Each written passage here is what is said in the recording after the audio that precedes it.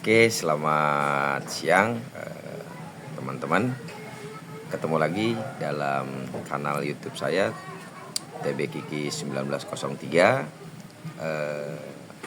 Di video ini saya akan melanjutkan video yang kemarin, masalah wasit catur bab atau bagian ketiga. Saya coba mereview ulang bahwa kemarin itu di video yang kedua itu sudah sampai ke pasal 4.2. Oke teman-teman, biar tidak berlama-lama kita langsung saja lanjutkan.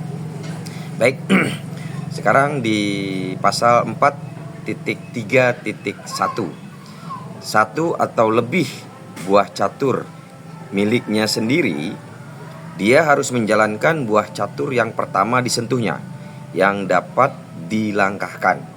Atau langsung berlanjut kepada 4.3.2, satu atau lebih buah catur lawan, dia harus memukul buah catur lawan yang pertama disentuhnya yang dapat dipukul. Artinya apa? Jadi teman-teman, di saat misalkan teman-teman menyentuh milik sendiri, nah tidak ada kalimat bahwa teman-teman tidak sengaja, tapi wajib menjalankan itu, buah itu, bidak itu. Atau sebaliknya, jika teman-teman memegang buah lawan pada saat jam pikir teman-teman sedang berjalan, nah pada saat itu juga teman-teman wajib memukul bidak yang dipegang sama teman-teman kalau memang ada potensi memukul. Kalau tidak ada, teman-teman boleh menggunakan atau menjalankan yang lain. Tapi teman-teman mendapatkan pelanggaran karena menyentuh bidak catur lawannya. Oke. Kemudian 4.3.3, satu atau lebih buah catur miliknya dan satu atau lebih buah catur milik lawan, dia harus memukul buah catur lawan yang pertama disentuhnya itu dengan buah caturnya yang pertama disentuh tadi. Atau jika hal ini tidak sah, dia harus melangkahkan atau memukul buah catur yang pertama disentuhnya yang dapat dilangkahkan atau dipukul. Jika hal ini tidak jelas buah catur mana yang disentuhnya terlebih dahulu, apakah buah caturnya sendiri atau buah catur lawan, maka buah catur pemain bersangkutan harus dianggap sebagai buah catur pertama yang disentuhnya sebelum menyentuh buah catur lawan. Artinya apa? Jika terjadi bahwa teman-teman tidak mengetahui buah catur mana yang dipegang lebih dahulu, maka yang menjadi dasar patokan oleh wasit adalah dianggap buah catur teman-teman yang dipegang dahulu. Gitu teman-teman ya. Oke, kita lanjut ke pasal 4.4, jika seorang pemain giliran melangkah. 4.4.1, jika pemain giliran melangkah menyentuhkan raja dan bentengnya, dia wajib rokade dengan benteng itu kalau langkah itu sah. Oke. Kemudian selanjutnya 4.4.2, dengan sengaja menyentuh benteng kemudian rajanya, dia tidak dibenarkan rokade dengan benteng itu. Dalam situasi ini dia harus melangkah sesuai ketentuan 4.3.1, yaitu bidak yang sudah dipegang untuk dijalankan. Artinya, kalau teman-teman memegang benteng dulu, walaupun teman-teman berniat untuk rokade, itu termasuk dalam langkah tidak sah. Artinya teman-teman hanya bisa menjalankan bentengnya, jadi tidak berhak untuk rokade. Tolong diingat teman-teman. Baik teman-teman, kita break dulu sebentar. Oke teman-teman, kita lanjut ke pasal 4.4.3. Jika seorang pemain berkeinginan untuk rokade, kemudian dia menyentuh raja dan kemudian bentengnya, akan tetapi rokade dengan benteng itu tidak sah. Contoh misalkan bahwa raja lagi dalam ancaman gajah atau lagi dalam ancaman menteri gitu kan.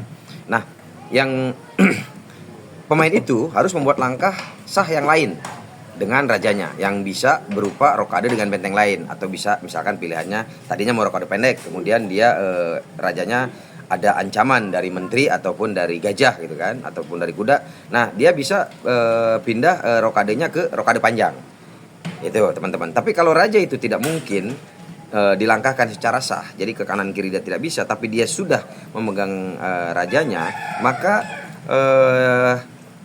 pemain tersebut bebas memilih langkah lain yang sah gitu. Bebas memilih langkah lain yang sah selain daripada raja dan benteng tadi. Oke, kemudian kita lanjut ke pasal 4.4.4. Mempromosikan bidak, bab mempromosikan bidak. Pilihan buah catur pengganti selesai dilakukan ketika buah catur pengganti telah menyentuh petak promosi. Artinya teman-teman siapkan bidak promosinya, pengganti promosinya. Pada saat bidak sudah ada di petak ketujuh, nah tolong teman-teman sentuhkan dulu bidak tersebut di petak 8, langsung diganti oleh bidak penggantinya atau promosinya itu mau diganti apa, itu harus diletakkan dulu. Oke. Lanjut ke 4.5. Jika di antara buah catur yang disentuh tidak ada yang bisa dilangkahkan atau dipukul secara sah sesuai dengan pasal 43 atau 44, maka pemain itu boleh melakukan langkah sah yang lain. Contoh, dia sedang disekak. Nah, pada saat dia memegang lain padahal sedang disekak, artinya kalau si raja itu memang tidak bisa melangkah, kalau memang si raja itu tidak open skak, maksudnya open skak. Apabila si raja itu memang tidak bisa melangkah, artinya dia boleh melangkahkan yang lain. Oke, kemudian 4.6. Promosi bisa dilakukan dengan berbagai cara. Cara yang pertama, 4.6.1, bidak tidak perlu ditaruh di petak promosi. Artinya pada saat teman-teman sudah memegang promosi penggantinya atau bidak penggantinya, teman-teman bisa langsung menaruh dengan bidak penggantinya. Kemudian 4.6.2, mengambil bidak dan menaruh buah catur pada petak promosi dapat dilakukan dalam urutan apapun. Artinya bebas, bisa teman-teman menaruh dulu bidaknya di petak 8 kemudian mengganti dengan bidak penggantinya sebagai promosi, atau langsung bisa teman-teman. Kemudian 4.6.3, itu jika ada buah catur lawan di petak promosi, maka buah catur lawan itu harus dipukul. Artinya jika ada misalkan di petak lawan itu yang memang mengganggu, itu wajib dihilangkan atau dipukul, diganti, disingkirkan dari papan catur. Oke. Kemudian 4.7, jika sebagai langkah yang sah atau merupakan bagian dari langkah yang sah, kalau buah catur sudah dilepas pada satu petak, maka buah catur itu tidak bisa lagi dipindahkan ke petak yang lain. Langkah dianggap sudah dilakukan sah jika dalam kasus berikut. 4.7.1, dalam kasus pemukulan, bila buah catur yang dipukul sudah diambil dari papan catur dan pemain itu sudah meletakkan buah caturnya sendiri di petak yang baru itu, telah melepaskan buah catur itu dari tangannya. Jadi contoh, teman-teman proses memukul, ngambil gajah lawan, ditaruh di luar, kemudian penggantinya sama teman-teman sudah ditaruh di petak gajah lawan tersebut, itu sudah dianggap sah, sudah tidak bisa diganti lagi. Oke, kemudian apabila teman-teman misalkan melangkah apapun pada saat sudah menyentuh ke petak tersebut, maka langkah itu sudah bisa dianggap sebagai langkah yang sah dan tidak bisa dirubah. Oke, lanjut. 4.7.2, dalam kasus rokade, bila tangan pemain sudah melepaskan bentengnya pada petak yang dilintasi raja, ketika pemain melepaskan raja dari tangannya, langkah itu belum selesai, tetapi pemain itu tidak punya hak lagi melakukan langkah lain kecuali rokade ke sisi itu. Kalau langkah itu sah, jika rokade pada posisi itu tidak sah, maka pemain itu harus melakukan langkah sah yang lain dengan rajanya atau bisa rokade dengan benteng lain. Jika raja pemain itu tidak ada lagi langkah yang sah, maka pemain itu bebas melakukan langkah sah yang lain. Ini khusus untuk kasus rokade. Jadi pada saat teman-teman sudah melepaskan bentengnya nih, ya contoh misalkan raja, kemudian teman-teman benteng, tapi diketahui bahwa langkah itu belum selesai. Nah, teman-teman tidak bisa langkah yang lain selain rokade. Clear ya teman-teman ya? Oke, sekarang pasal 4.7.3. Dalam kasus promosi bidak, bila tangan pemain sudah melepaskan buah catur pengganti pada petak promosi dan bidak itu sudah diambil dari papan catur. Artinya sebuah proses transformasi promosi bidak itu dianggap sah setelah bidak yang pengganti sudah menyentuh dan bidak yang promosi tadi sudah keluar dari papan catur. Itu dianggap sah. 4.8. seorang pemain akan kehilangan hak untuk mengklaim lawannya yang telah melanggar 4.1 sampai dengan 4.7 ketika pemain sudah menyentuh salah satu buah catur dengan maksud untuk melangkah atau memukul.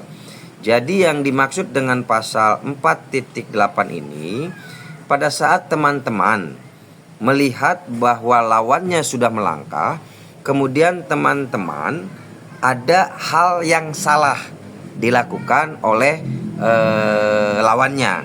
Nah, itu teman-teman harus segera mengklaim sebelum teman-teman menyentuh buah catur sendiri atau melangkah gitu. Jadi teman-teman langsung pause jamnya, kemudian teman-teman langsung ajukan klaim kepada wasit untuk memberikan informasi teman-teman akan melakukan klaim apa terhadap kesalahan yang dilakukan oleh pemain lawannya.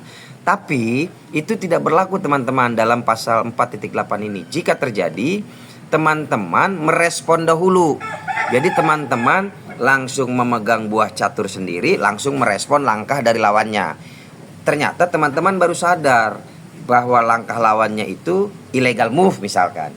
Nah, itu teman-teman sudah tidak mempunyai hak lagi untuk mengklaim karena sudah terlewat. Jadi langkah lawannya itu sudah dianggap langkah yang sah atau legal move. Gitu teman-teman penjelasan untuk 4.8. Oke, kita break sebentar ya. Oke teman-teman, kita kembali.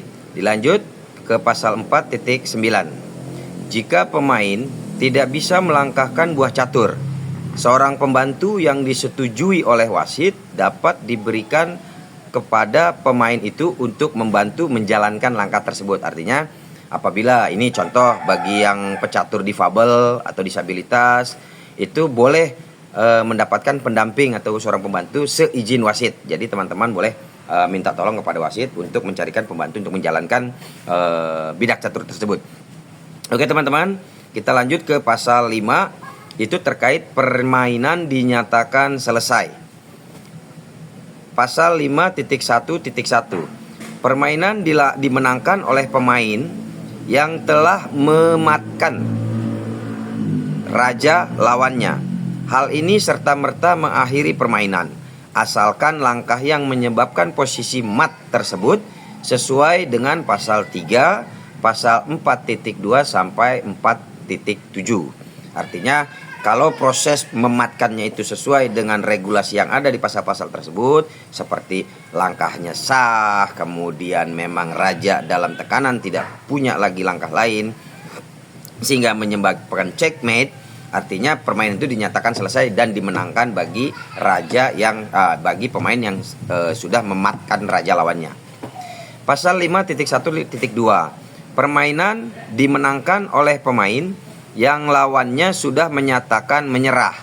Hal ini serta-merta mengakhiri permainan. Artinya tidak selalu atau serta-merta permainan itu harus selesai dengan mematkan raja lawan. Bisa juga pada saat si pemain lawan tersebut menyatakan menyerah dengan menawarkan, menyampaikan kepada pihak lawannya, saya menyerah, atau menjatuhkan rajanya ke bawah gitu. Maksudnya bukan menjatuhkan, merobohkan rajanya di papan catur dan menyatakan menyerah. Itu sudah termasuk kategori bahwa lawannya sudah kalah. Oke, kita lanjut ke pasal 5.2.1. Permainan dinyatakan selesai dengan remis bila mana pemain yang giliran melangkah tidak memiliki langkah sah, sedangkan rajanya tidak dalam keadaan cek atau skak. Permainan itu dinyatakan berakhir dengan pat. Oke teman-teman, ini saya garis bawahi, permainan itu dinyatakan berakhir dengan pat. Hal ini serta-merta mengakhiri permainan asalkan langkah yang menyebabkan posisi pat itu sesuai dengan pasal 3 dan pasal 4.2 sampai 4.7. Maksudnya apa? Jadi teman-teman tidak mematkan atau menskak posisi lawannya, tapi secara tidak langsung raja lawannya tidak bisa bergerak karena memang terancam semua. Nah, itu yang disebut pat, draw secara otomatis atau stalemate. Itu teman-teman. Oke, untuk edisi ketiga ini saya cukupkan sekian teman-teman. Jangan lupa untuk like, subscribe, dan komentarnya. Jika ada pertanyaan dari teman-teman, silahkan tulis di kolom komentar ini. Insya Allah nanti kami akan segera merespon pertanyaan-pertanyaan dari teman-teman. Sekian dari saya untuk edukasi wasit catur bagian ketiga. Insya Allah kita ketemu di video berikutnya. Terima kasih. Assalamualaikum warahmatullahi wabarakatuh.